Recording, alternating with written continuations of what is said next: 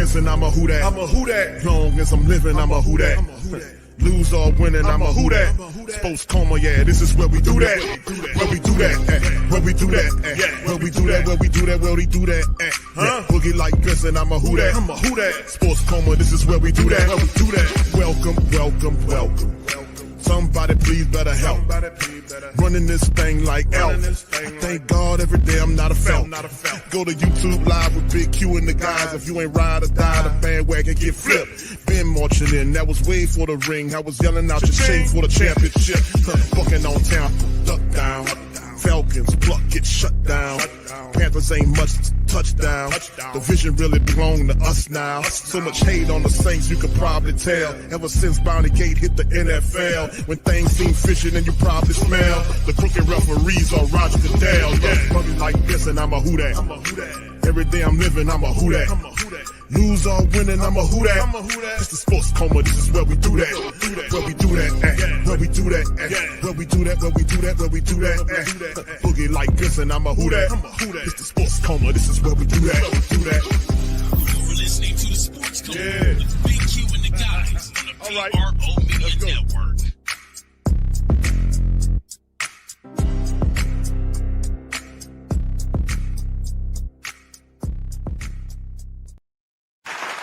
All right. Shout out to the fam. Appreciate y'all for being in the live. Welcome, welcome, welcome. You're now rocking with the Sports Coma with Big Q and the guys, where we have intense, entertaining, educating, and enlightening sport talk from your favorite sports fam. Shout out to you guys. Appreciate y'all for being in the live on this one. And man, this is Humpday Heat of the Saints season, man. We up in this thing. And of course, a lot of stuff hasn't gone exactly where we wanted to go, to be quite honest with you, fam. It really hasn't. But in this broadcast, man, we're going to look at some stuff and just focus on just trying to pick up a win and trying to take a day-by-day or week-by-week approach is all we can do in the Who Dat Nation. You can't default or press the eject button if you're in this thing. You just got to see it through, right? So that's what we're going to do, man. And it's a lot of stuff to see through. So big ups to y'all, man. Y'all hit that like button. Hit that subscribe button as well, man. We up in this installment of Humpday Heat, man. Big ups to the fam. So in this one, fam, we're going to preview. We're going to do a little thing. We're going to check up the injury report from the Black and Gold on this Wednesday report. We also are going to preview the Saints and Bucs matchup coming up, and we need to take care of some business, fam. Really and seriously, we need to take care of some business. So handling up is going to be a part of it. We'll kind of deal with that today in this episode. We'll go into the preview side of things. We'll also look at who we need to look at for the Tampa Bay Buccaneers, the top players, stats, statistics, what we look like at this point of the season, right? And also, finally, toward the back end of the broadcast, we'll give, during that breakdown, 15 keys to victory, not 5, not 10, but 15 keys to victory that I come up with for the Saints to be able to have success against the Tampa Bay Buccaneers. And of course, we'll react to the Mickey Loomis interview that happened. We'll kind of look at that thing and listen to what he had to say about the state of where we are headed in. And of course, he never likes to use the rebuild world. But even though that, the Saints have fallen into a hole with Kellen. And ultimately, we have to kind of find a way out. So hit the like button, man. And if you're enjoying this, please feel free to give me a like and the sub button, man. We up in this thing. Shout out to the fam. Appreciate everybody. I see all you guys out there in the chat as we in this episode of Humpday Heat. So anyway, let's get into it, man.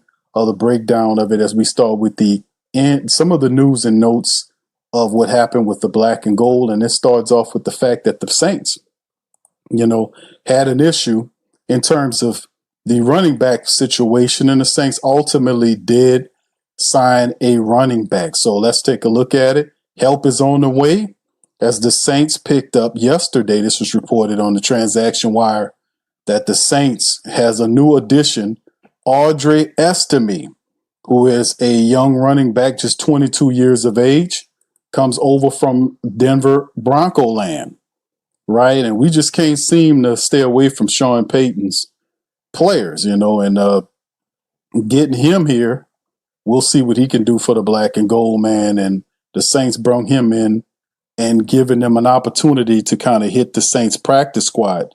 Also, and let's kind of delve into Ostomy, who I hope I'm pronouncing that right, just 22 years old, former 5th-round pick by Coach Payton from the Notre Dame team, was waived in August and initially signed with the Eagles practice squad. Philly released him mid-October nights with the Saints practice squad. The arrival of several different moves taking place. Veteran backup running back Velus Jones was promoted to the Saints practice from the practice squad to the 53-man roster. So in turn, the teams placed both Kendre Miller and Eric McCoy on injured reserve. They're both out for the season after suffering a torn ACL and biceps. Respectfully, both of those guys gone. So what about Estime? A bruising running back, right? 5'11", running back, 5'20", has a very tough demeanor in terms of what he does with the black and gold. And we'll see what he can do and what he can bring to the team, man. But this guy here has a bruising style of running. 5'11", 225, was known for big day potential at Notre Dame, or big play, but timed poorly in the pre-draft workouts. Improved his laser time from 471 or 471 time in the 40 to 458 at the second at the pro day. So Estime appeared in 13 games for the Broncos last year, was 76 times he carried the ball for 310 yards. That's over a 4-yard average, and scored 2 touchdowns. He also caught 5 passes out the backfield for 27 yards, but also had fumbling issues. Coach Payton had Estime on his depth chart, but pushed him down the rotation when new faces join. He'll need to protect the ball and pick up offense quickly to impact New Orleans. So there you go with that.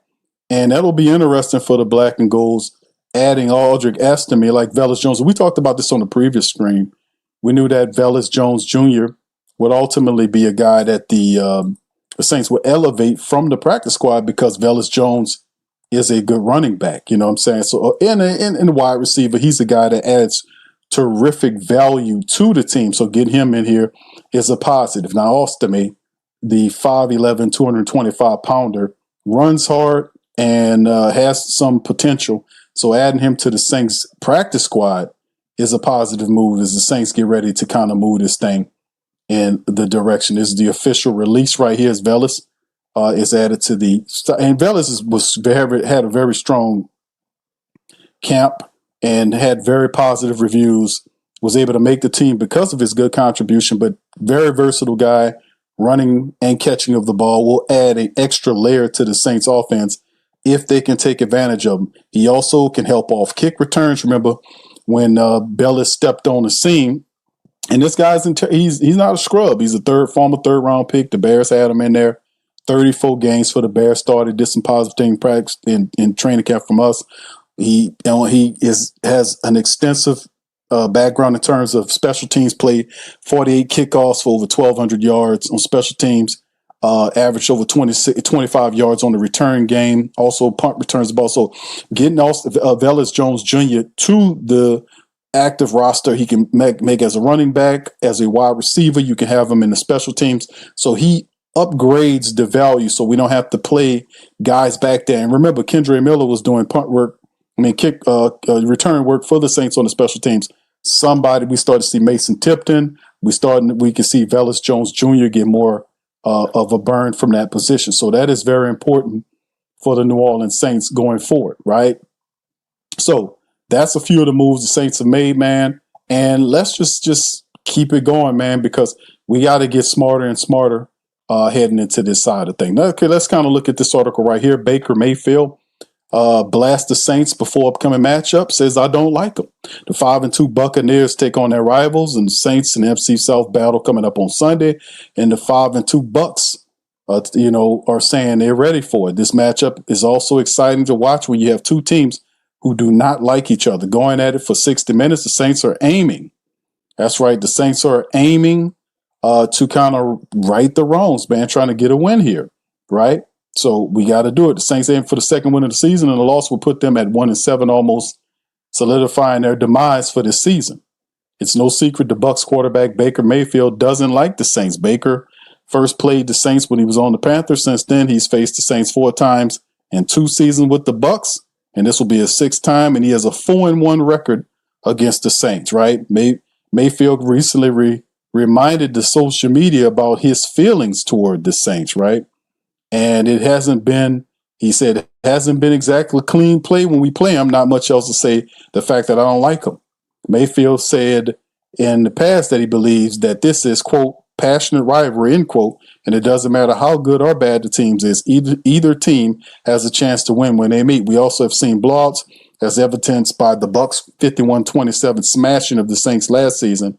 This matchup should favor the Bucs as they are one of the top teams in the NFC, and Mayfield and the Bucs are coming off a loss to the Lions, but they should bounce back against the Saints defense in the 51-27 win over the Saints last season. The Buccaneers took a franchise record almost 600 total yards in the win. Despite an injury to Mike Evans, the Bucs should see a lot of success on Sunday evening. And the Bucs, now listen, I threw this in here before I get to the injury report that we will have to kind of look at, but there's a lot of stuff going on in terms of the injury report for this team. Now, you know, and Baker Mayfield doesn't like the Saints say, hey, we don't have any ill feelings to Baker. I know, we don't know you like that to be kind of hating on, even though the Buccaneers have done a good job of winning over the Saints, right? And getting W's over the Saints.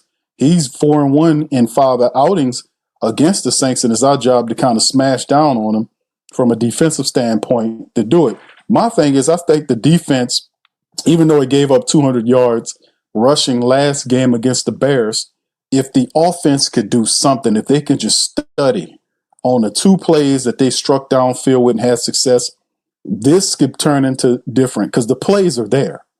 The plays are there. We did the film study this week for our Patreon and YouTube membership family. Shout out to y'all. We did the film study like we do every week. And I've, over the last several weeks, have been strictly pinpointing just the offense, just talking about the Saints offense and how we can turn this thing around, how we can get to the point where the Saints offense is consistently putting up at least 3 touchdowns a game.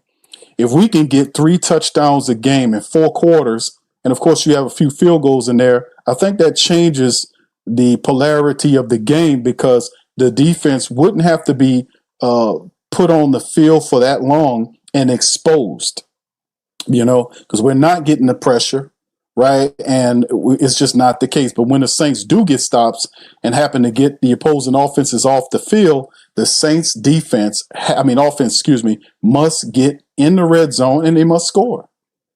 We have to open up our verticality. We have to attack downfield. And like I showed people on the tape, the reason why this is not happening, I've showed all kind of manner of stuff that's going wrong with the tape that I don't know what these coaches are doing, but they have to be really real about what's going on with some of these players that they're just not good. I mean, some of these guys are not good and should be set down. If you're really trying to find out who can play, that needs to happen, right?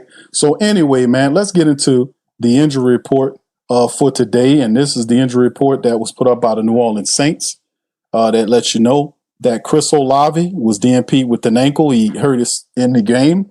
Alontae Taylor was out with personal reasons, no injury. Chase Young is dealing with an illness.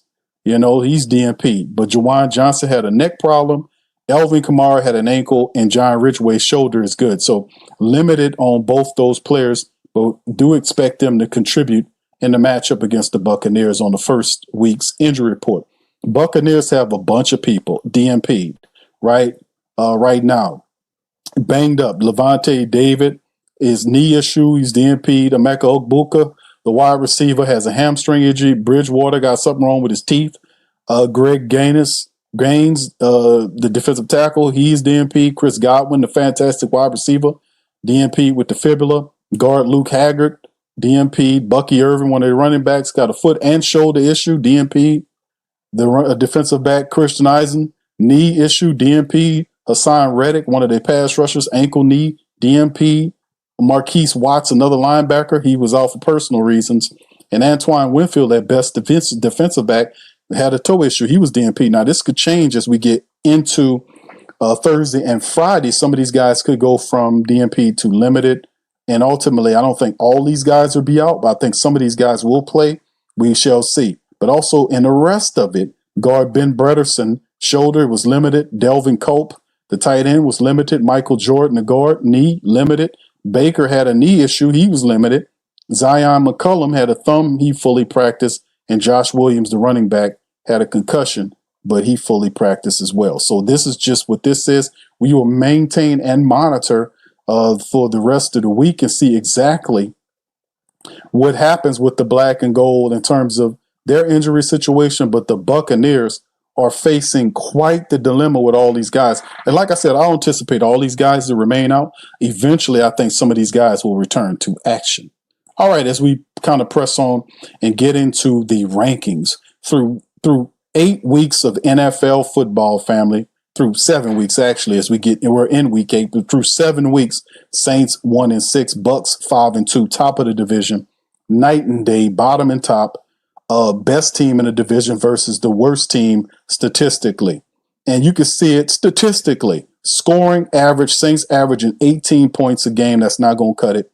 29th in the NFL. The Bucs are averaging almost 25 points. That's 13 in the NFL, right? Big difference. Opposing scoring. The Saints scoring 18 points while giving up 27 points a game. Won't cut it. That's 27th in the NFL.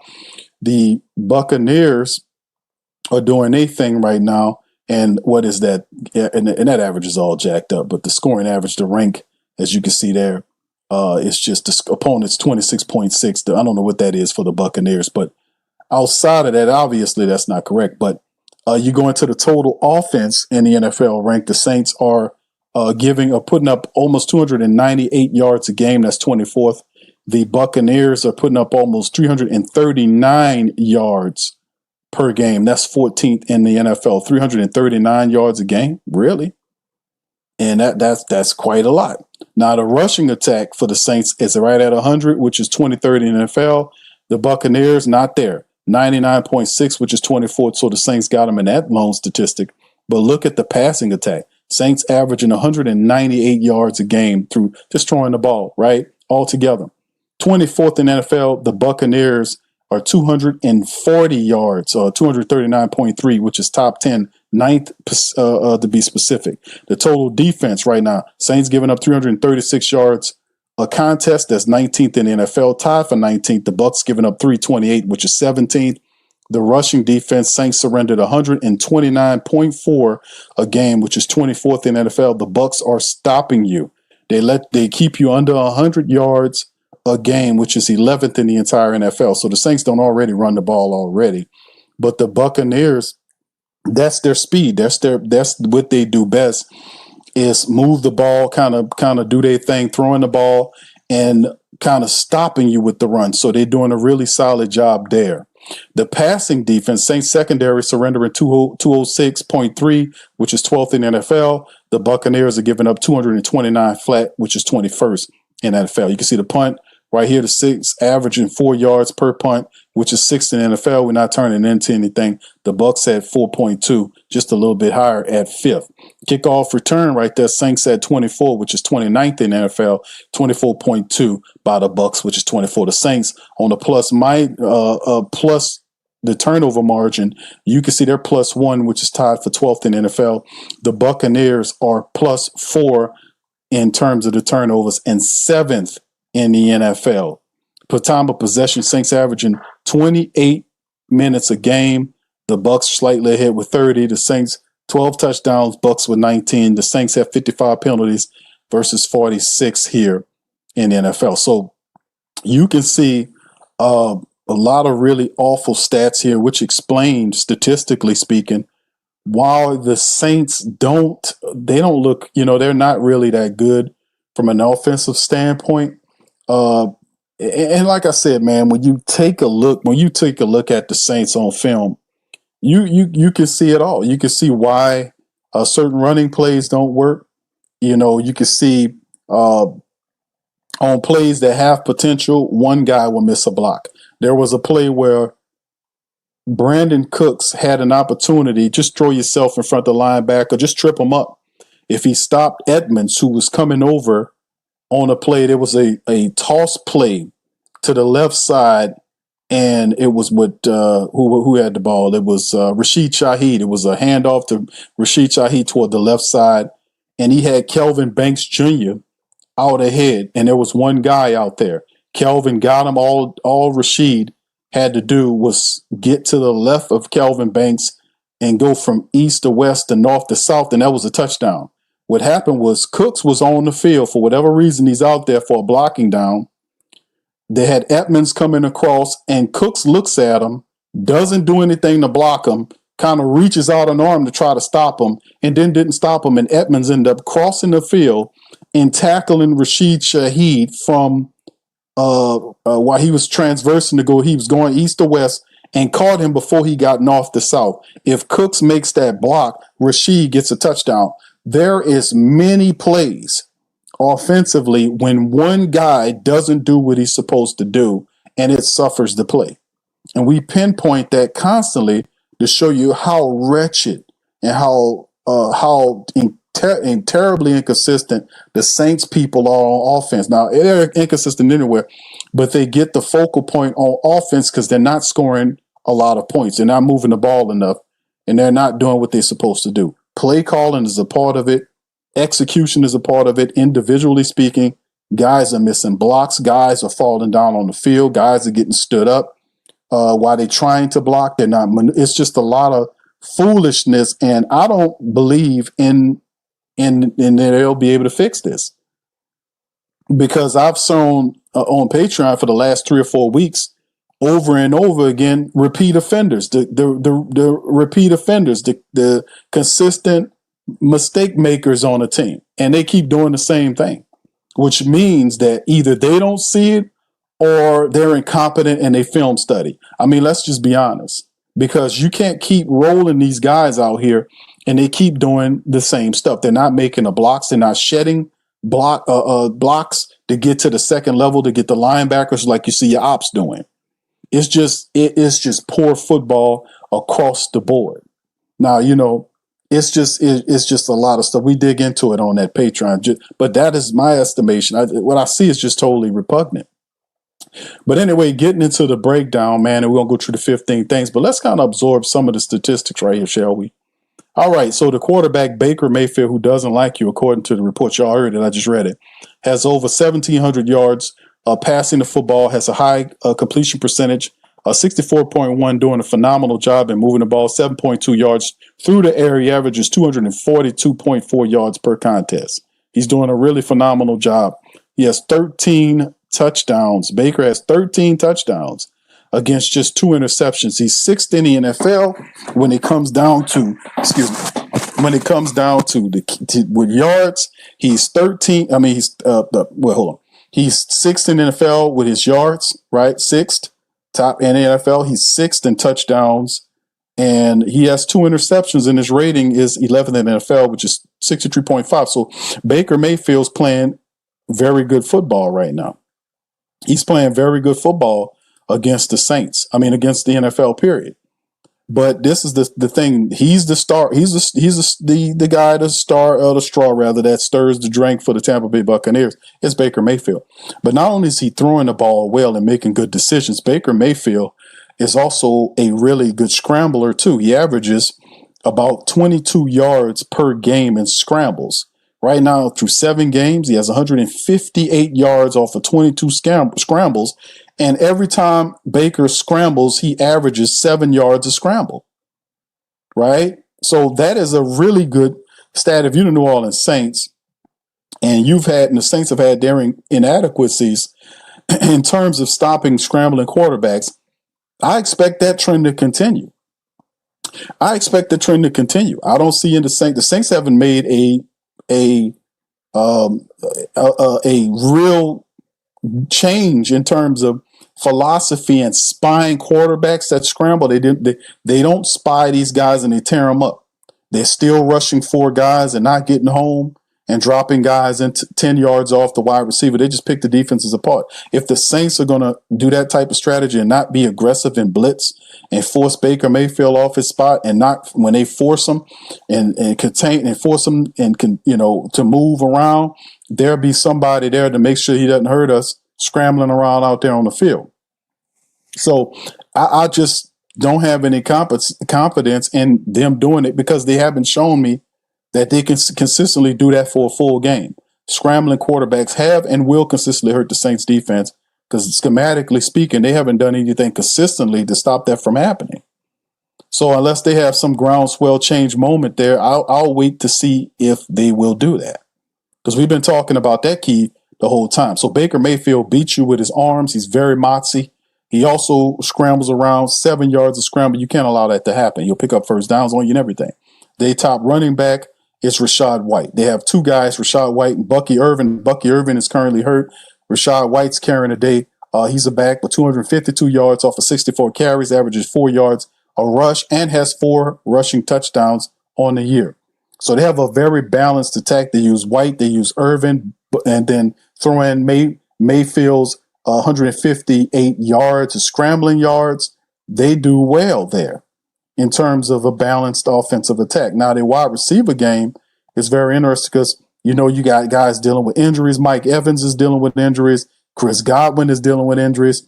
So Emeka, who's the Ohio State product, has really stepped up to keep things twisting and turning. 31 catches for 557 yards and 5 touchdowns. This guy has been playing really big for the Buccaneers offense. He has 5 receiving touchdowns right now.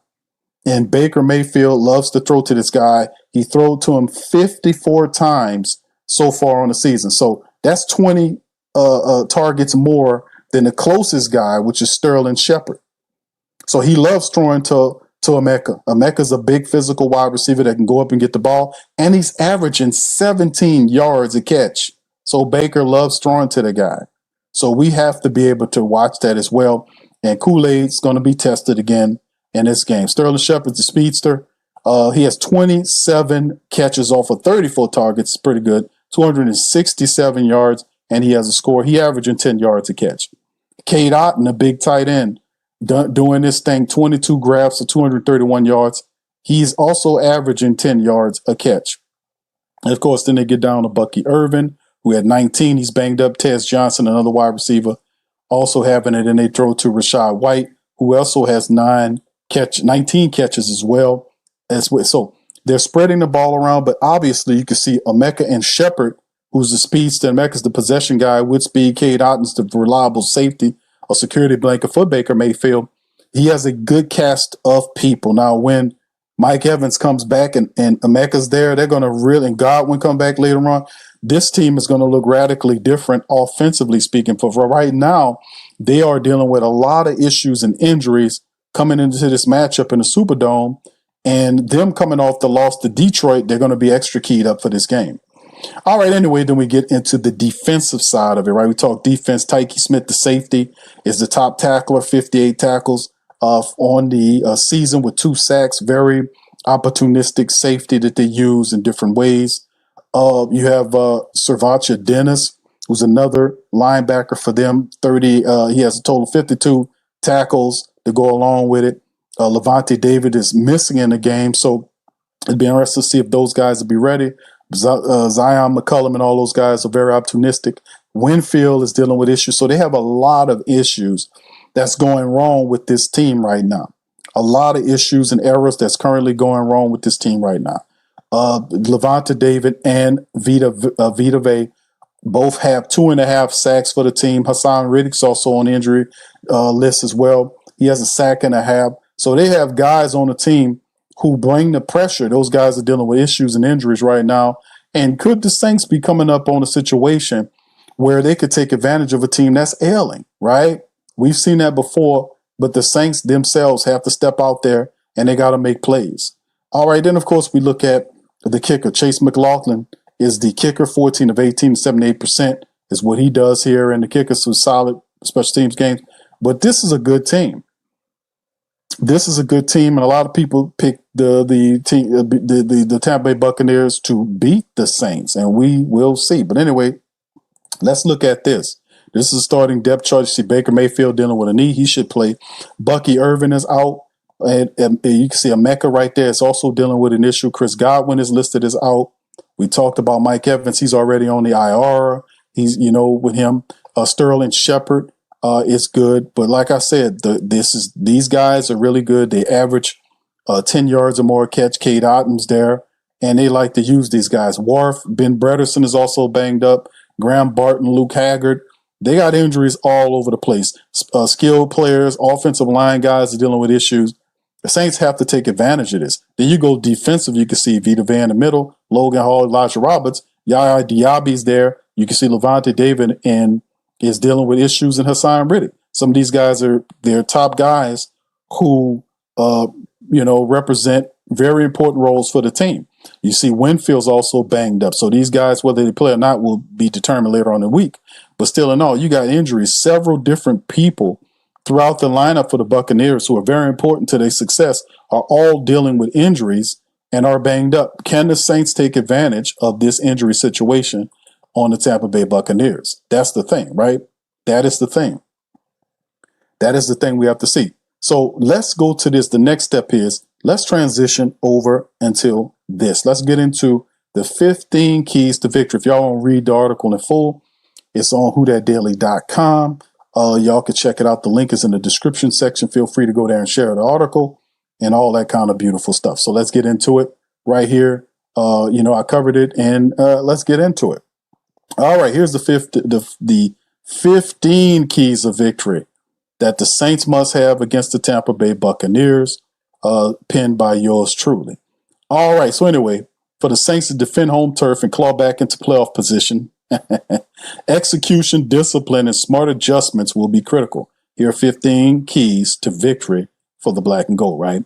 Number 1, protect Spencer Rattler at all costs. Rattler has shown flashes of brilliance, but Bowles' pressure packages are some of the league's toughest. The Saints offensive line, anchored by McCoy, who's out, and Cesar Ruiz, must win the protection battle and communicate effectively, keeping the quarterback clean and good to go. Number 2, establish a consistent running attack, right? The combination of AK-41 and Kendre Miller being out that usually provide that tempo for you. They'll have difficulties at the Tampa Bay Buccaneers front dealing with Vita Vea and Kalaji Kancey over 4 quarters. They got to hit that 120-plus rushing yard parameter to keep the offense balanced and the defense honest. Number 3, use AK-41 as a receiver. Kamara is still the most dynamic weapon. Expect swing passes, quick outs, and screen plays that exploit mismatches against these linebackers. If Kamara gets 7 to 10 touches in the air, the Saints offense will find its rhythm. That's another thing we can use, and I've talked about that, using Alvin Kamara as a wide receiver and Taysom Hill as a running back. Put those guys on the field at the same time and allow the defense to think about it. Number 4, quick passes to the passing game early. Quick passing game early. Simplify Rattler's reads, slants, outs, hitches to Olavi, Shaheed, and they can counter some of them blitzes and build some confidence and create some early momentum. Some flash plays to punch at Tampa and get the Saints dome into it early so we can get this stuff going. So we need to really get that and just really get at them. We have a lot of our players. Olavi's dealing with an ankle right now. He should be good. We'll see. But you still have Rashid Shaheed. You still have Alvin Kamara. You have Taysom Hill. We have playmakers that we should be able to exploit and help us out in this situation, right? Number 5, win the turnover battle. Saints defense thrives when creating chaos. Force turnovers, then capitalize. This will be crucial. Saints have struggled in turnover margin this season. Flipping that script could change everything. We need to get more turnovers, and when we get the turnovers, the Saints need to convert on them. Baker Mayfield, right? Contain Baker Mayfield scrambles. We just talked about that. Mayfield's second chance throws have broken defenses all season long. Chase Young and Granderson got the rush with lane discipline and not over pursue. Keep Mayfield trapped in the pocket where he's far less dangerous. Not only with Carl Granderson and Chase Young being in that pocket, the Saints must also scout him. So when you contain him, they want to try to put it. If you cannot run that type of unit if the front 4 aren't having containment. You can't do that. And that's far too often what I see with this Staley defense. They're trying to rush 4s. These guys are not getting home, and they're not rushing or blitzing with discipline. They're outrunning their lanes and creating escape lanes for quarterbacks. And you cannot run that style of defense without putting a spy right there. They want to drop the linebackers in coverage and try to cover up the field in this zone, looking all this foolishness. But at the same time, allow the center of the field to be, to be open for exploitation by Baker Mayfield. That's a problem, right? Number 7, clamp down on when Evans and Godwin are out of the game, so that don't matter. So we have to kind of participate in the realm where the wide receivers, with them out, we have a Shepard and a Mecca. These are the 2 guys. We don't have to worry about the likes of those other guys right now. With them being out, we have to use our defense to be able to cover up these 2 guys because they're doing the work of those guys, to be honest with you. With both Evans and Godwin out, what's going on? You're seeing the fact that Emeka and Shepard are playing in their place and having success. Emeka is a guy, he loves to target. He's a big wide receiver that's making these catches, averaging 17 yards a grab down the field. Sterling's another speedster. They're doing the Evans and Godwin role, which is how I kind of worded that. And that's what they're doing. So they're still, these guys are, as young guys, or, guys, Omega's a rookie, but the other guys, Shepard's been in there before, but they are fulfilling the roles of Evans and Godwin that we've seen in the past. We have to be able to be smart about that and cover that up. Pressure Mayfield from the interior. Brian Bresee, Nate Shepard got to collapse the pocket from inside. Baker struggles when he can't step into his throws. That's how you force him into turnovers. Avoid self-inflicted wounds. Penalties, drops, missed tackles have cost the Saints multiple games this season. Tampa feeds off those mistakes. Stand disciplined, especially in the 3rd and short and red zone situations. It's non-negotiable. We have to, cut that out. Number 10, convert into the red zone. Field goals won't cut it, right? We have to be doing a better job about this thing. We can't allow this to happen. And we have plays, and like I put that Pete Carmichael thing up there is because that's what the Saints special teams almost look like in that red zone situation. They look like that. It's the Saints red zone situation almost appears like what it was when Pete Carmichael was there, having these issues, not knowing how to use your personnel, right? Kamara, using Kamara wide, putting Taysom Hill in the power looks as a running back, not as a quarterback. Taking advantage of the mismatches any way you can with Juwan Johnson, who must catch the ball. Touchdown win division games. This stuff when you kicking field goals is not going to cut it. Controlling the clock is bullet point number 11. Saints must dictate tempo and own time of possession. Long methodical drives not only rest the defense but frustrate Tampa Bay's pass rush. A 33-minute possession target should be the goal for the Saints. Execute on special teams. Field position, hitting yardage matter in these low-scoring division battles. Blake Gruppe's accuracy will be key to the game. You can see Kroger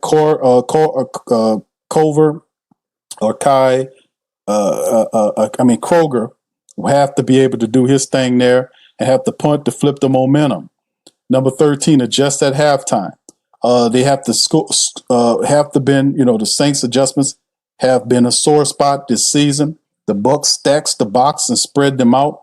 If they drop deep, run the ball downhill. The Saints must stay flexible, not stubborn in the second half. And we can't afford to be these guys that don't want to take a shot. We got to take shots downfield and makes the play. Eliminate negative plays. Avoid early sack downs and penalties that kill drives. Keep rattler and manageable downs in distance, 2nd and 5 or less. And clean football equals offensive flow. Finish strong is the final one. Too many games have slipped away late. The defense must remain aggressive and the offense must finish drives in the 4th quarter. The Saints can't let off the gas and no prevent defense, no conservative play calling. Close it out like veterans. And finally, the formula for victory is simple. Even if the execution isn't, protect the quarterback, feed Kamara, stay disciplined, dominate both sides of the line of scrimmage.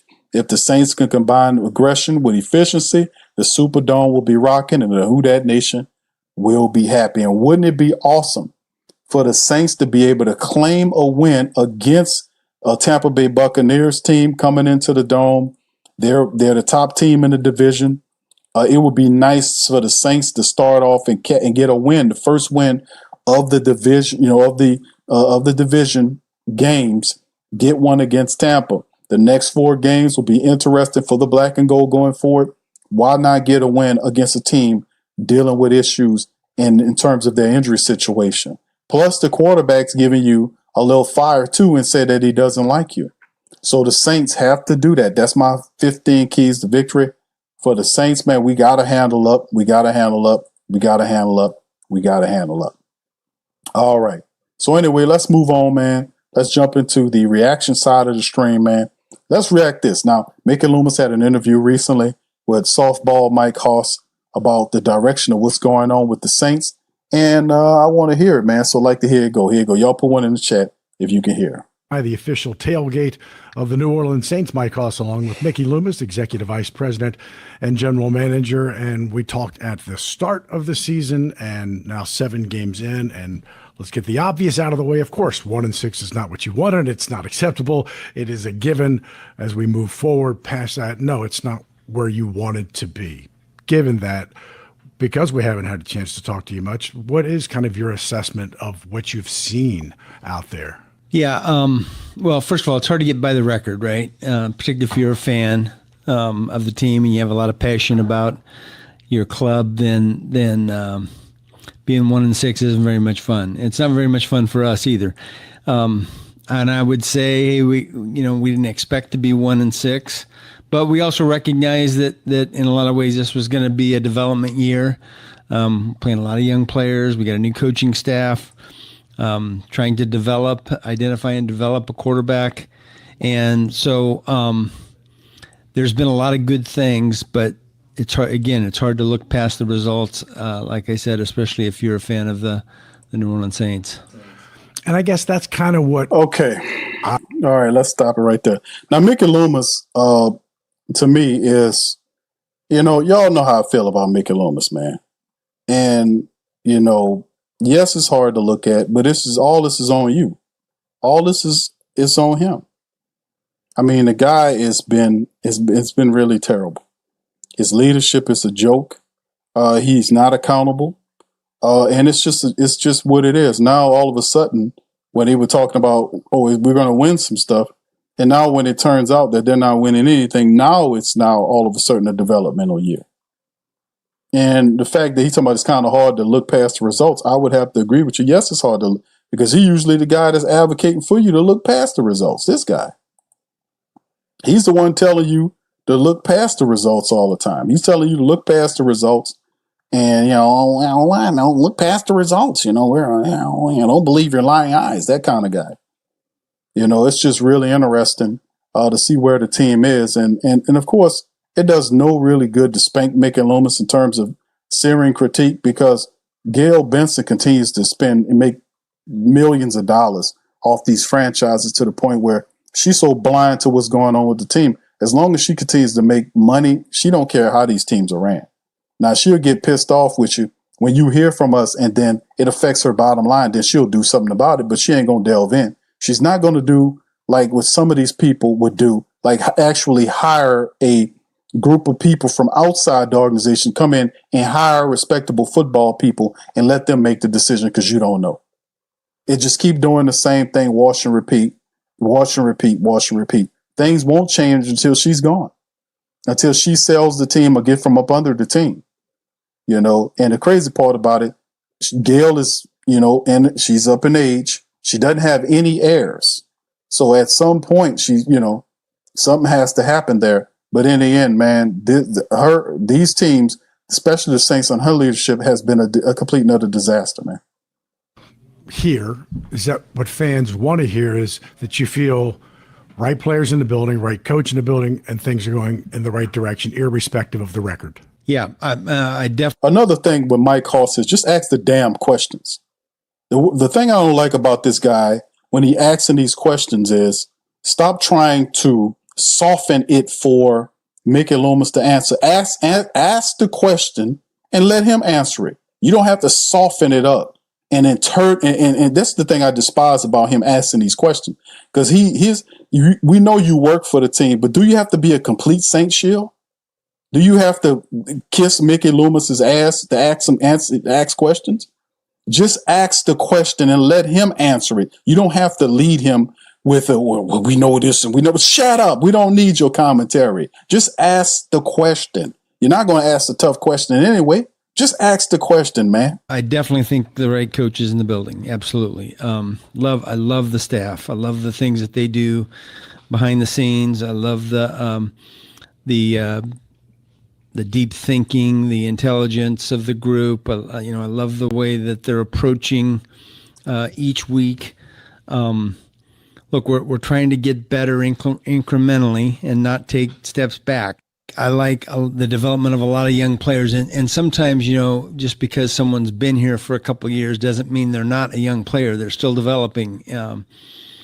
Guys like Chris Olave, who is coming into year 4, Rashid Shaheed, those guys are still improving every year, and both those guys were hurt and missed a large portion of last year, so they were a little bit behind in that regard. But the young players, the draft picks, I think they are what we expected, and even more in a lot of ways. And so I think there are a lot of positive things. It just feels like it was destined that you were not going to get to see a lot of your starting offensive line from what you had in training camp. I mean, you had the one game in Buffalo for a half before Caesar got hurt, and then, man, so tough for Eric McCoy. And I don't think people, they understand, but you can hear it in Kellen, and you can hear it just from offensive guys. Well, just ask the question of the communication that the center has of the offense. Yeah.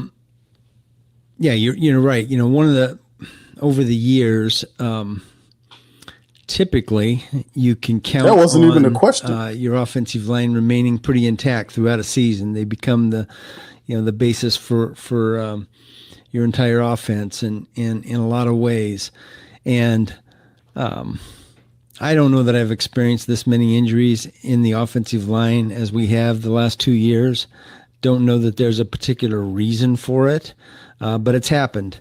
And for Eric, I feel really, really bad for him. See, this is what I'm saying. This is what people think. Mickey Loomis has dementia. Because the reality is, you don't know why they're getting injured. You got a full Saints staff right there, and you're supposed to be doing everything you can to fortify the offensive line with depth.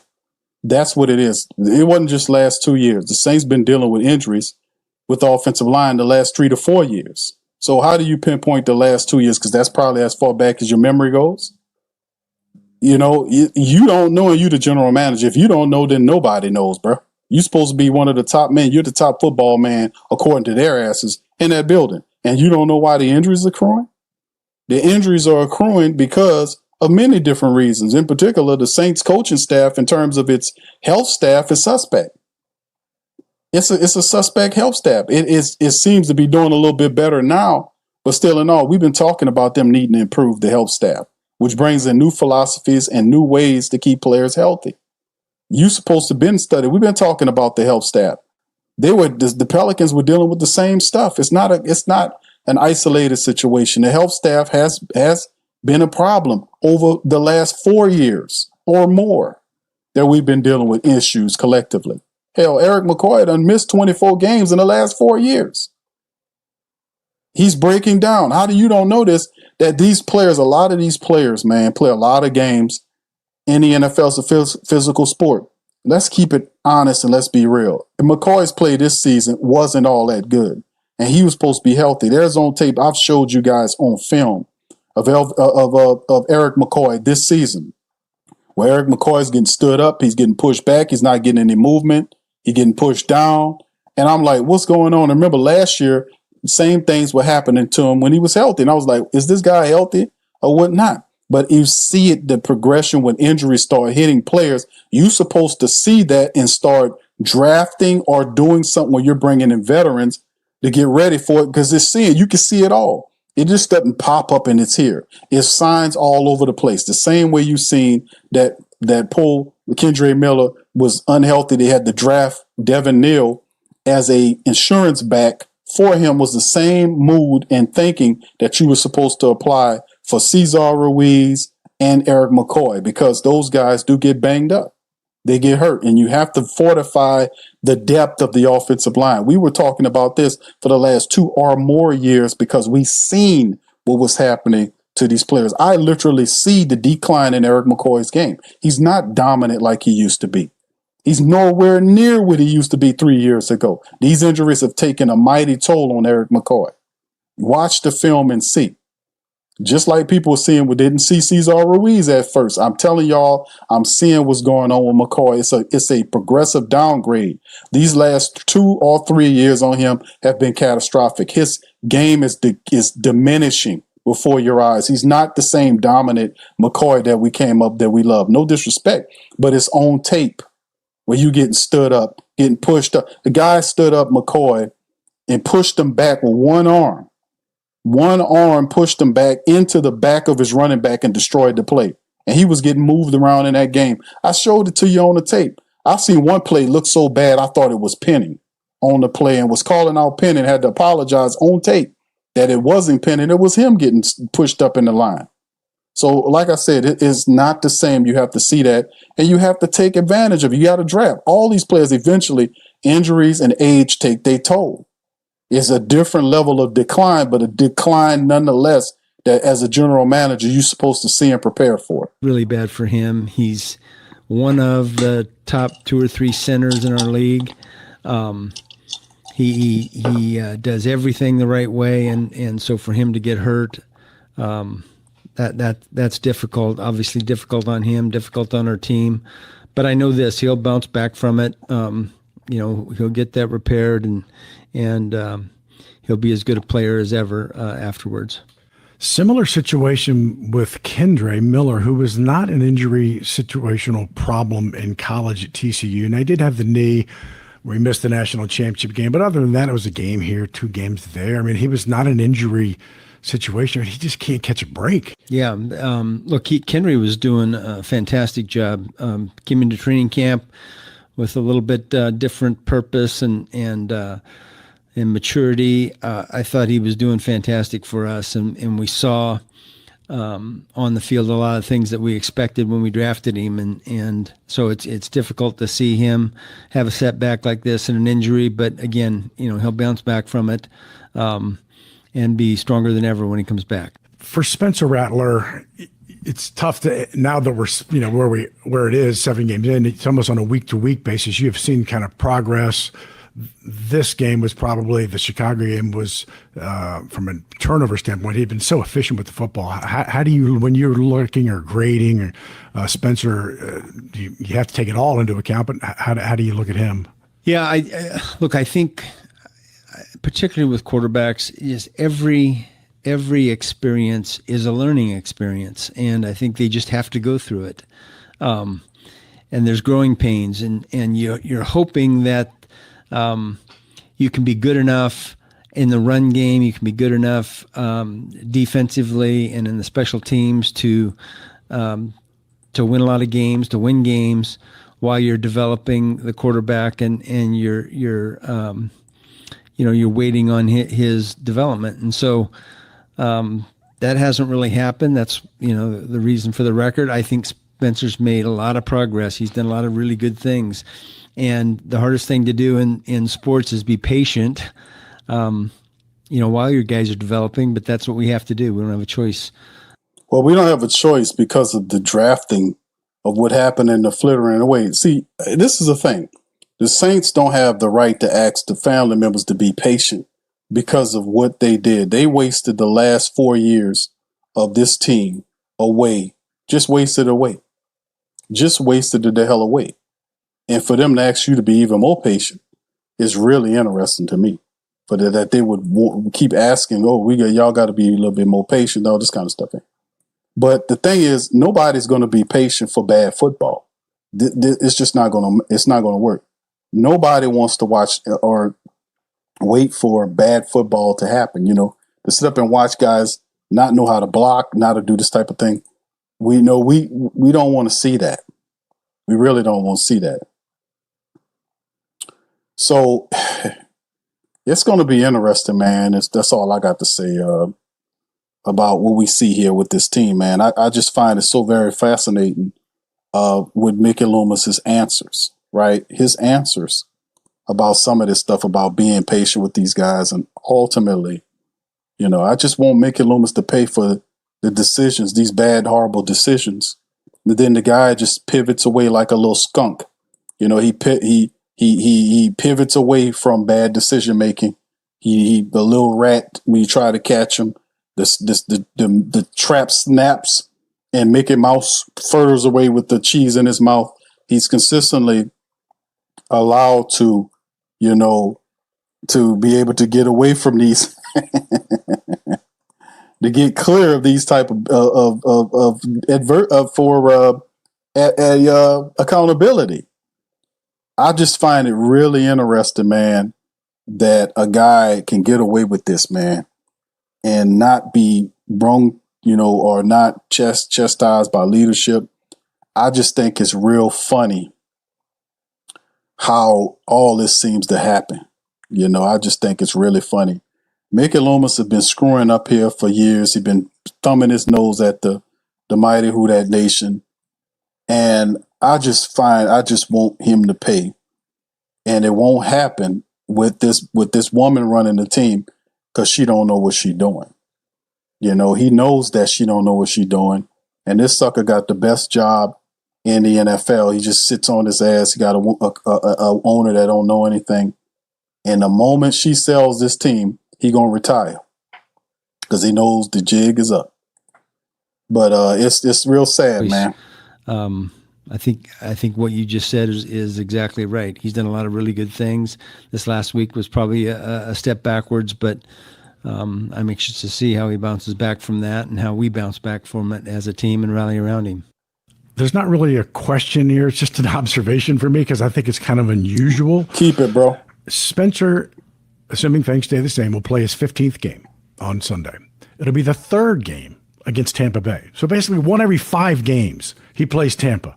He's not played Atlanta at all. He's not played Carolina at all. You are the last team to play a division game. You were the last team to play a division game through week 6. It's kind of, it's a little strange. I mean, again, there's not really a question other than that it's just a little kind of weird. Yeah, that's a little bit unusual. That has nothing to do with nothing, bro. It really, that was not deep. It wasn't nothing, bro. That has nothing to do with anything, bro. I think at this point it doesn't. That's what I'm saying about Hoss interjecting these horse shit commentaries, man. Just ask the questions, bro. You don't get Mickey Loomis enough already. We don't need you up there making stupid ass points that go absolutely nowhere. We don't need that, bro. Who our opponent is, we're trying to develop ourselves and we're trying to get better each week, regardless of who the opponent is. And so, we've got another opportunity this weekend against Tampa, against a good team who's been on a roll the last few years, and it's interesting to see, Baker Mayfield's development. He's an MVP candidate right now, but he went through his struggles the first few years. I think we've got a lot of examples in our league right now between Baker Mayfield, Daniel Jones, Mac Jones, Sam Darnold, guys that were high draft picks. All quarterbacks you missed on. Struggled at times early on with their original team, and have turned around and overcome all that and found success as they've developed. And it's a good lesson for all of us in our league. That's a good lesson for you. So instead of effing around with Derek Carr, you have other guys out there you could have signed that could have helped. Baker Mayfield was a guy out there. They got next to nothing. They got him for less than a quarter of the contract that you gave to Carr. And them two, since he's been over there after Tom Brady left, who's also a guy that Mickey Loomis whiffed out on, waiting for Drew Brees.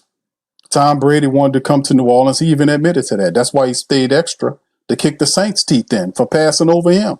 For an outdated Drew that was supposed to be gone 2 or 3 years, you're waiting on a man. Man couldn't even throw with his arm. That's Mickey Loomis did that. He passed up on Baker Mayfield giving them a shot for next to nothing. This is what this guy does. And then sit up here and later on give compliment to those guys.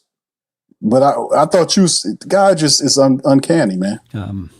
Most of the time it takes patience and development for these quarterbacks, and they're not instantly successful like Pat Mahomes was and like Jaden Daniels was a year ago. And it's part of the deal in the NFL. Need to take a quick. It depends on where you're putting them at and how you're using them. The Washington Commanders have implemented Jaden Daniels into their offensive system supremely. They knew what they were getting when they got him. They got a guy that's smart. You give him some weapons, and you transform the offense in his favor. You take from him, what do you like to do, what you like to do, and you wrap that offense around him like a well-tailored suit. Not force him into some old scheme and say, we want you to do this, that, and the third. That is not what's going on here. So I just really question anything Mickey Loomis says. That's Kellen Moore. Was he basically like he is now when you interviewed him? I don't know that I've seen a rookie coach come in and be so even-keeled, no highs, no lows, work harder, get better, work harder, get better. Was he kind of like that through the interview process? Yeah, I think he was. Bro, what kind of questions are these, man? I mean, I don't think he was. I know he was. We're 1-6, dog. How about what are you going to do? Why is it this? Why your draft picks from the past didn't work, Mickey Loomis? Because he doesn't go anywhere we can get interviews that challenges him. He hired his shill who works for the team to sit up here and throw out a bunch of comments in the forms of questions and softball his path and lay down soft turf for him to walk upon. Doesn't ask anything hardcore to what's going on, what people want to know, because Mickey Loomis is not available for people to ask questions. If I put the request and they turn the request, he ain't gonna want to talk to you. He ain't want to talk, and he deserves to be out front of why this team is 1-6. The draft selections, the depth of the team. You sit up here asking for patience on the back of 4 straight years of losing, and the team sitting up at 1-6. It's just, where is the punishment for Mickey Loomis for the bad decisions that he made?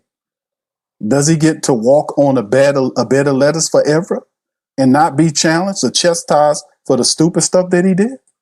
Does he? He's very reflective, very thoughtful in the interview process. I felt like he had pretty good control of his emotions. You get in those interview situations and look, you want the job, you're nervous, and yet I didn't see any of that. It was very much the demeanor that he displays now. And even look, he gets the job, and a month later, the whole injury and the retirement of Derek Carr happens, and that's a big curveball for a new head coach. And yet, boy, he just was really calm demeanor during that period of time. There was no panic about it. Just okay, let's develop our next plan. What do we have in the building? What can we go get? First and foremost, the reports were coming out that he didn't want to take the job because he didn't have any security at the quarterback position. It was a point of contention with Derek Carr as the quarterback. That was reported by Deanna Rossini and several other insiders about what was going on with the Saints. Right? That's what they were talking about. Him like, okay, we're gonna let you take your own quarterback, that sort of thing. That's why Shuck is here and all this kind of stuff. And the Saints were happy going in the direction of a new quarterback, because even though Kellen Moore would speak politely of Derek Carr, we knew that his stay with the Saints wasn't going to be a long one, based on how the team performed with the money they gave him and how up and down the team was. We talked through a lot of scenarios, and I like that about him. He's a problem solver. And he's a quarterback, right? And so, He a problem solver. He got a lot of problems to solve. He need to get the problem solving, brother. So, he's got a lot of people on this staff, but I think the team will feed off of the no panic, right? I mean, they sense that. Yeah, absolutely they do. And, I think, this is where, the veteran leadership of our team, what leadership? The guys that have been here and been big contributors over the years and helped us win a lot of games, their demeanor, their attitude, their leadership has been really important. What leadership? Loomis? The team is 1-6. It's showing you that there is no leadership. What are you talking about, bro? When there's no leadership. There's no leadership here. Comes out and the guys on our team come out and say, look, they understand the struggles we're going through and that we're trying to win games and we're developing, and yet this is where they want to be. That I think that's a good message. I think this is where we want to be at a 1-6 ass team. The guys are struggling. It sounds like a bunch of excuses to me, bro. People that's used to winning don't like excuses, bro. And what the Saints have is a case of check cashers. That's what they have. There is no, at a 1-6 team, there is no veteran leadership going on here as a 1-6 football team, fam. Let's keep it honest. Let's keep it honest, man. The veteran leadership would show up in the clutch moments of the game to tell the young people what they need to do and what they don't need to do. That's what having leadership, good leadership, is about. The Saints don't have good leadership right now because the veterans who he's talking about are not doing what they're supposed to do. From the Eric McCoys, the Demario Davises, the Cam Jordans, the Justin Reeds, whoever you want to call leader on this team, they're not handling their business to be 1-6. Nobody's getting upset. You're talking about not panicking, man. There's no sense of urgency with this football team. There's too many mistakes being made. The coaches are not pulling guys off the field that are making repeated mistakes on film every week, and they're still allowed to play. They're not pulling these guys off the field of play. And we're constantly seeing that. This idiot doesn't know anything because he doesn't do real evaluation work. If he did, he would be down there challenging Kellen Moore to take these players out of the game that are underperforming, that are constantly making mistakes every game. The Trevor Pennings, the Cesar Ruizes, these guys make mistakes constantly. And they need to be pulled out of the game to give other people an opportunity to play. If guys are dropping passes, they need to be removed. If guys are missing tackles, they need to be pulled out of the game. That is a bad message on a 1-6 team, that if you're allowing guys that's dropping passes, fumbling, stumbling and bumbling, and all this other stuff to keep their jobs, that is a bad message to a 1-6 football team. You need a shock of reality. Sitting up here thinking that we about to go on a 5-game losing streak ain't it. Oh, you heard what he said. We're good where we are at 1-6. Man, that's not the type of temperament that you have to turn this sort of thing around. You have to be fired up and pissed off and not sit up here with this placation talk, bro. That's not going to cut it. It was probably a testament to my next question in that we spend a lot of time talking about the offense, and yet it's really defensively with Brandon Staley, who is really kind of changing schematics and moving, different things around, different pieces around into a scheme and the people that he wants for his defense. And so, it's a growing process there, but we spend always a lot more time talking about the offense than the defense, but there's a lot of growing challenges there as well. Yeah, there is. And when you change schemes and you change the way you're doing things defensively, every position doesn't have a perfect fit in terms of players. We've got to develop that. We've got to understand that as a personnel department, what our coaches are looking for, and then go and get that for them. And that's not something that happens in 1 year's time. So you mean to tell me, with Demario Davis and Pete Werner and all the people that Mickey Loomis gave contracts to, don't have enough from a defensive standpoint to operate Staley's defense effectively now? Cam Jordan, Granderson gave $51 million to Chase Young, paid Peyton Turner. I mean, not Peyton Turner, Pete Werner, paid Justin Reed, paid these guys, played Isaac Yiadom, and put these guys in there. Now he's saying that that's not going to, we're not going to do it in a year. Now, remember the rhetoric was that they have enough to win right now. That's what Loomis was saying at the start of the year. See the pivot to save his ass and then scurry away and run away from responsibility? Just say one thing and then at the end of the year say, you know what, I'm going to do this. I'm going to come back and say a completely different thing. No accountability. No accountability whatsoever for what's going on with this football team. They say, well, we just simply don't have the players. You have the players. That's the wrong message. But he's scurrying away and mousing off somewhere in a hole in the wall where he belongs, or a hole in the ground where he belongs, because he's not going to take responsibility for the people he hired. And not only that, but the fact that he needs to go to them and tell them certain things, but he's not going to do that because he doesn't know that to do. And he's going, like I told you, when Mickey Loomis hires you, he will lie and cover up for you because he lazy. And if he needs firing, you mean you have to go back and hire somebody else. He don't want to do that. The Saints team right now have the talent to win. They really do. If you look at the film, this is bad play calling, bad decision making, poorish angles, and we need a shitload of accountability on these players. The captains, the veterans, I've said this over and over again, family, the veterans have failed the Saints football team. It's not all these young guys. It ain't all the Spencer. Spencer's still learning. We know Spencer needs to stop staring people down and go through his progressions better. That's how the ball get picked off. We understand that he needs to kind of push the ball up the field and get a grander look up the field when he needs to. We understand that the big point of the major thing is the fact that the offensive line does not move anybody out of the way. They just stand people up. They do not resituate the line of scrimmage. They do not push people or blow people off the line collectively. The overall IQ of the team with misplays, bad angles, the fact that guys don't know who they're blocking, guys won't block guys when you see them coming. This sort of thing, and accountability has to be made. When you make a bad play to hurt the team, you're going to lose play time. None of that is present. No accountability exists on this team. That's why they're 1-6. That's why it's 1-6. How are guys that's constantly blowing blocks, dropping passes, still are able to continually gain play? I don't care who it is. If they're hurting the team, they need to be set down. That's how it's supposed to be done. I don't hear this loser talk about all this stuff. Pressure needs to be put on. They're not going to panic. You need to panic. You're 1-6.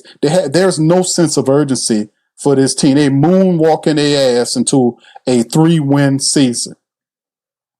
And then all you're going to see this dude do, this dog going to disappear for another 6 weeks and then come back to the mic with another softball interview from this guy who ain't even asking questions. He giving hypothesis, and then on the back end hands the mic over to him.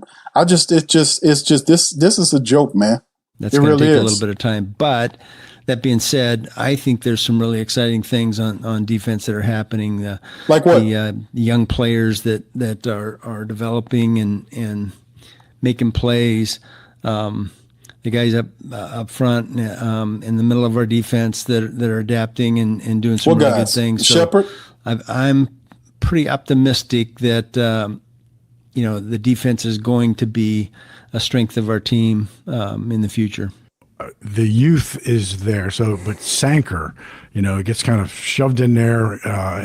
Probably, I think he had one defensive snap in week 1, and then he's been pretty much a starter since week 2. He must be, and then the pick in week 4, fumble recovery week 5. Yeah, it's unfortunate that Julian was hurt in that first game, because I thought he was doing some really good things and providing some really good veteran leadership for us, and some really top flight play. But Jonas has stepped in. He's made some big plays. He's made some young player mistakes at times, but he makes up for it with his athletic ability, his enthusiasm, and I think it's been a big help to have Justin Reed back there next to him, someone that's really smart player, has seen everything that this league has to offer, and can help his development. Our coaches Terry Joseph and Grady Brown and Peter Genta in the back end there. They've got a really young group that they've got to really coach up to the best of their ability, and they've done a great job with those young guys, and that's not an easy task. Galante and Kool-Aid become the elder statesman in the quarterback room pretty quickly. Quincy Riley, same thing. I mean, you're going to take your lumps, right? That's kind of unfortunately how you learn in this league, and it's how you respond. Yeah, this dude sit up here agree with him. Let's ask the fucking question. I'm sorry, man. It's just the offense, the young players, man. Like I said, credit to the young people. All of the young players, the Jonas Sinkers, the Quincy Rileys, even Kool-Aid to a degree. We mess with Kool-Aid. We talk about Kool-Aid McKinstry insofar as, how he been getting beaten and knocked over, and a couple of games he'll show up and all this kind of stuff. That's, of course, a part of the pattern. But shout out to the young people, because the young guys, they are doing a stellar service despite the fact that these veterans have failed them.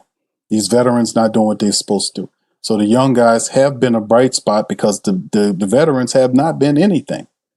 There's been nothing. These guys are just collecting checks. This have to stop. These guys have to know that they're professionals. Juwan Johnson got to catch the football. Olavi had a good game. He needs to do more of that. We need to get Rashid Shaheed open, and that needs to be the focal point. We need to fix these things that happen. These things keep happening every week over and over again. We have to stop this, man. We ain't just talking about the development of young players. We're talking about veteran people taking bad angles. Veteran guys not doing what they're supposed to do, not being a good example. That's what we're talking about. This is not going to be talked about for real. Because, every corner in our league, every safety in our league is going to get beat, and they have to pick themselves up and go on to the next play and get over the last one. And, that sometimes takes a little bit of time. And again, I think our guys back there are doing a really excellent job. Yeah, and this is kind of, it used to be when whoever that number one pick, if it wasn't an offensive lineman, it would be a daily focus.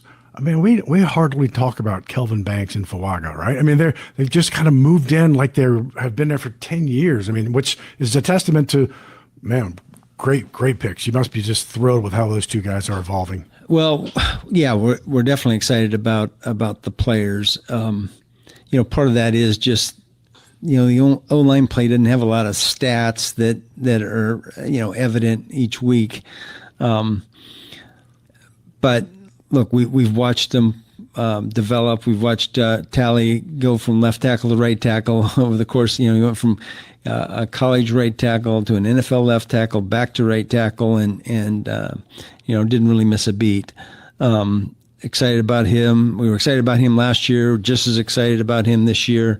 And Kelvin's come in and done a great job.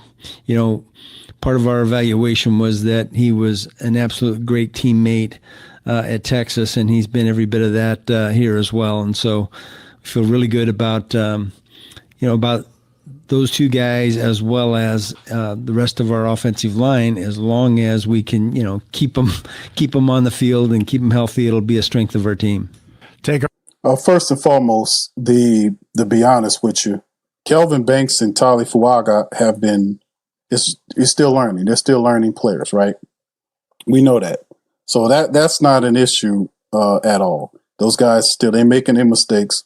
I've seen them get beat. I've seen them get pushed around a little bit, but that's a part of them learning, right? We've seen Tali hurt.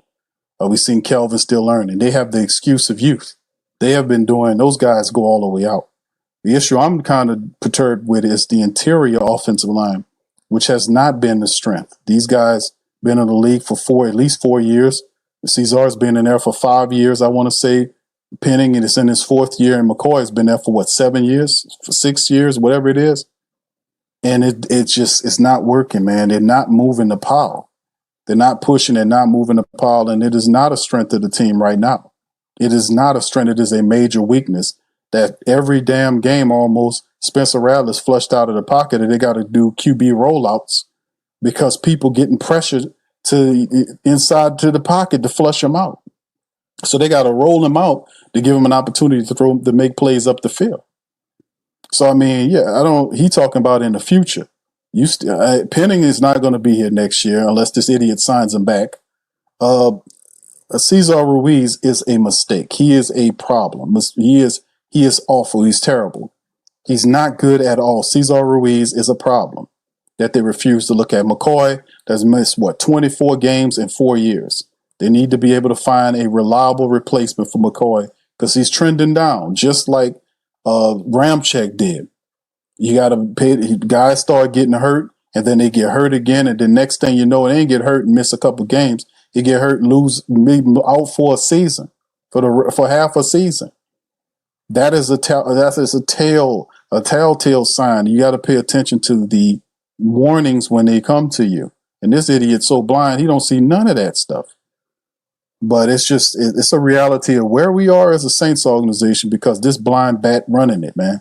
Prospects in our building, and we'll see eventually how that shakes out. But it's just about development right now, and just about development right now. Family at first, we was about competing and winning right away. Now it's about development. The dude refuses to use the rebuild sign, so he says development, which is the same thing. I think that's going well. Trade deadline on November 4th. Michael Parrington's birthday, by the way, is November 2nd. We've had this interview a few times. It's without getting into the nitty gritty. You have 5 picks, if I'm correct, right now as it stands for 26. And if this is a building, I don't like the word rebuilding or whatever, it's a building time for this team. Is it possible to say if you're going to be a big player, little player, don't play? I mean, how do you look at the trade deadline? Yeah, I don't know that we go in with any particular philosophy about the trade deadline. Here's what happens is that, the teams that aren't doing well, everybody presumes they're sellers.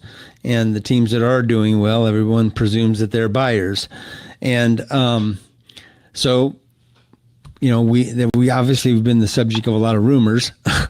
And I'm assuming, and we have gotten a few calls about different guys. And look, we'll look at each, we'll look at each thing individually. We'll discuss it. But I'm not in the, I don't think we're in the business of trading away good players unless the deals are just too good to refuse.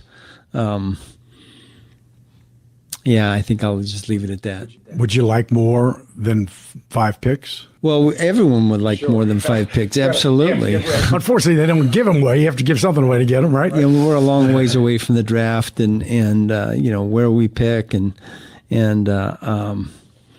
how many we have is yet to be determined. Give me a sense of what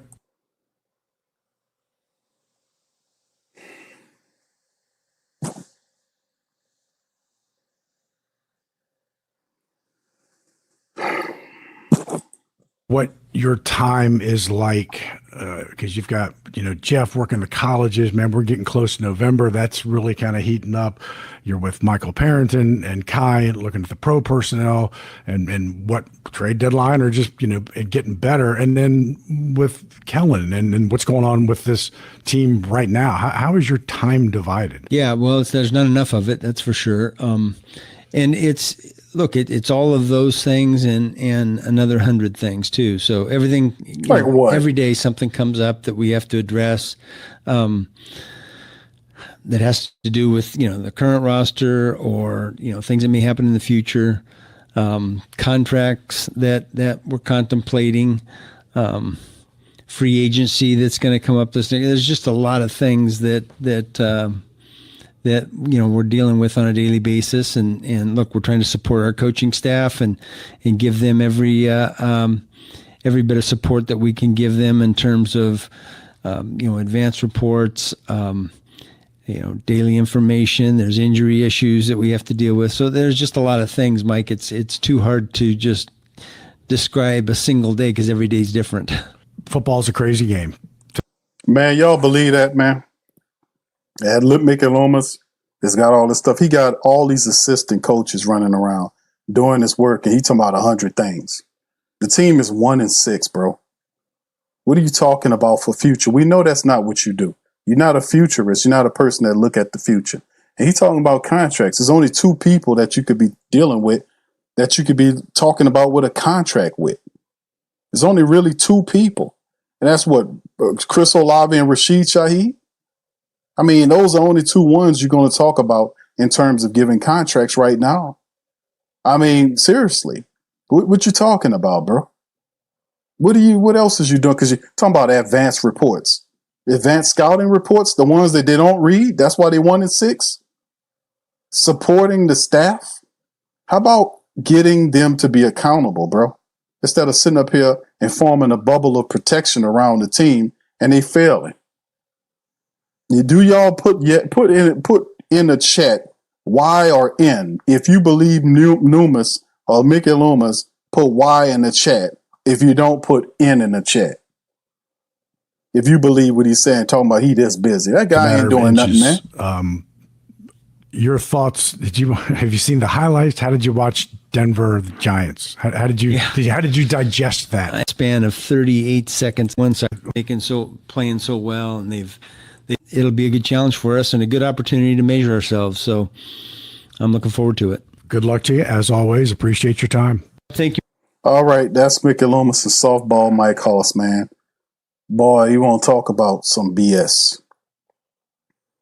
But this is where we are as a team right now, family, to be honest with you. And I know it's not a good place, man. A lot of people, including myself, are not liking what we're seeing here between these two teams. We're not liking what we're seeing with the New Orleans Saints organization. And that's the freaking VP/general manager person who we don't know if he's going to be a player at the deadline. They're looking at sign. We know there are reports that Chris Olave, they're working on an extension with Chris Olave to make him be here for several years. We know that Rashid Shaheed's also a guy that's up for a contract.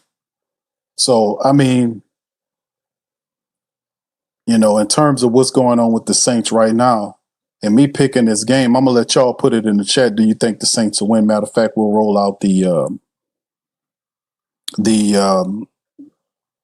vote poll, the vote poll on who you guys think who will win this Week 8 matchup. And this is an incredibly difficult season on many levels because the team has so much potential. If we would just learn faster and the coaches would do what they're supposed to do insofar as removing people from the field when they're not making blocks, making these guys understand what they're supposed to be doing, because I know they're making a lot of mistakes in practice, despite the fact they're telling us they're having good practices, and then they come out into these games and look like this. It's the leadership, the veteran leadership of the team has really let us down. They're supposed to be coaching young personnel in the clutch moments of the games of what to do and what not to do.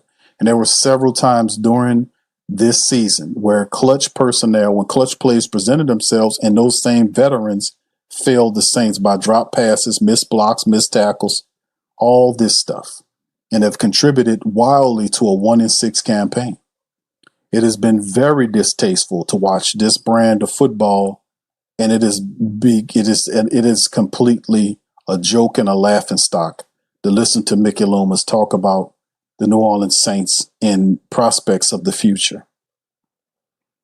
We'll see, man. All I can say is that in this matchup, despite the injuries that Tampa Bay have, they're banged up, nicked up. We're in the dome, but the Saints have not used the dome in a way where it is bringing them success. They don't start fast enough. And when they're slow and stumbling and bumbling, they don't implement a 2-minute offense to gain rhythm.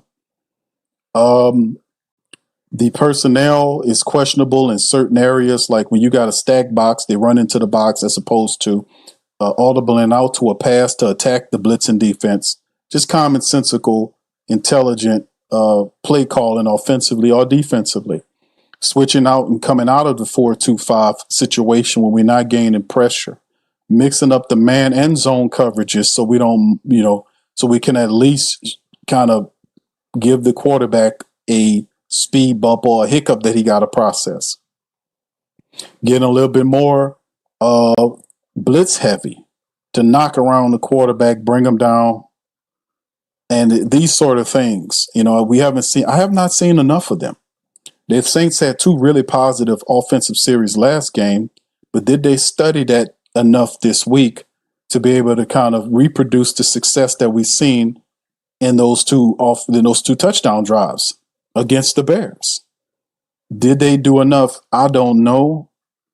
Time will tell how this will play out, but like I said, we're in the midst of funk, and there's no turning back. Whatever they're going to do, we're going to be here to monitor it and watch out for it and look at it horribly.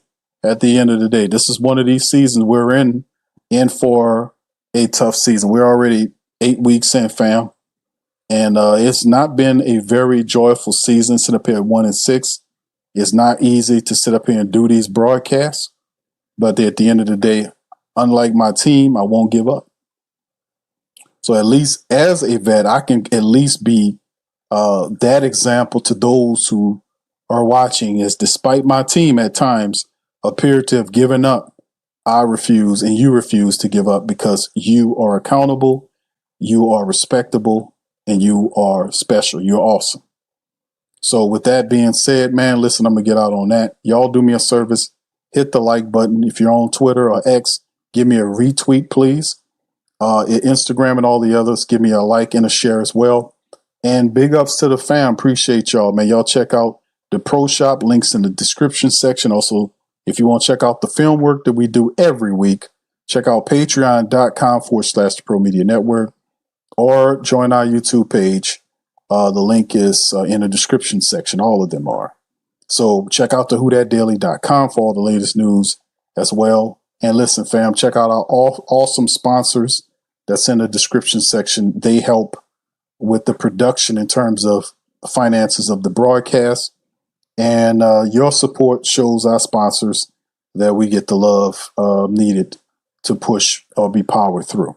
So with that being said, I'm going to get out on this broadcast, fam. Y'all have a wonderful rest of your night, and I shall holler at you on the next broadcast. Much love. Peace. Who Dat? Yeah. Boogie like Benson, I'm a who dat. I'm a who dat. Long as I'm living, I'm a who dat. Lose or winning, I'm a who dat. Sports Coma, yeah, this is where we do that. Where we do that, where we do that, where we do that, where we do that, where we do that. Boogie like Benson, I'm a who dat. I'm a who dat. Sports Coma, this is where we do that. Where we do that. Welcome, welcome, welcome. Somebody please better help. Running this thing like Elf.